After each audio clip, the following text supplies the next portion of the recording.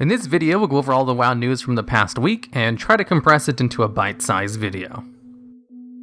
The weekly event for this week is Dungeon Event. You get an extra piece of loot from final bosses, plus complete 4 mythic dungeons to complete the weekly.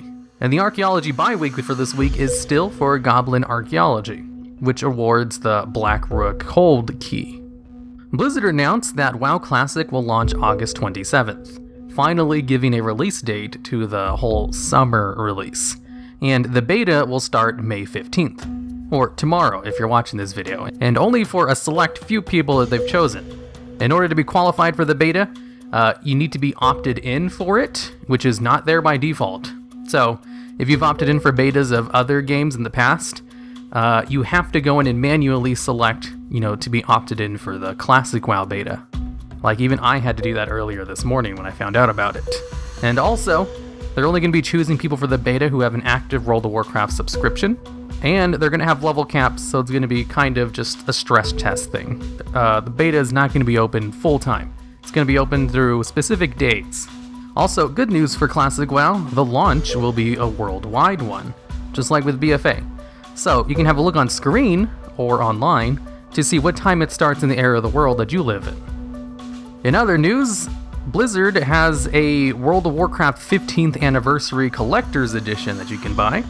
For the cheap price of only $100, you get a Ragnaros statue, an Onyxia pin, a map of Azeroth mousepad, fine art prints, 30 days of game time, alabaster mounts, which will be available on the cash shop in case you want to buy those mounts without having to buy the collector's edition. And I think they also said if you buy the mounts before the collector's edition is available, it will just credit you $25. Because I believe the mounts are coming out before the collector's edition is. And now it's time for some miscellaneous things. The new BFA cinematic was leaked by a streamer who was invited to the Classic WoW announcement event unintentionally. It was definitely not something they were supposed to do, so I won't be showing any images of it. They didn't actually leak the whole cinematic, just pictures of the cinematic, which gives us a really good idea of what it's going to be. It's basically Sourfang going into Outlands to find Thrall. And in other miscellaneous news, Recruit a Friend is going on hiatus. Blizzard says it's because they want to rework the system to make it better, and then it will return in the future. On the patch 8.2 PTR, Nazjatar has an item called the Budding Deep Coral item, which will allow you to use your aquatic mounts to fly while in the zone.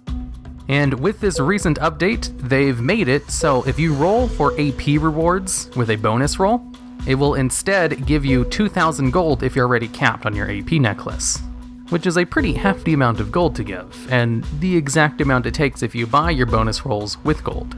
Well, for the first time anyway. And now into weather with DevBot the Weatherbot. How's the weather out there? There is probably something that you are naturally skilled at, but never realized, because you don't like to try new things. Very true, DevBot. Alright, and with that, I'll see you all next week.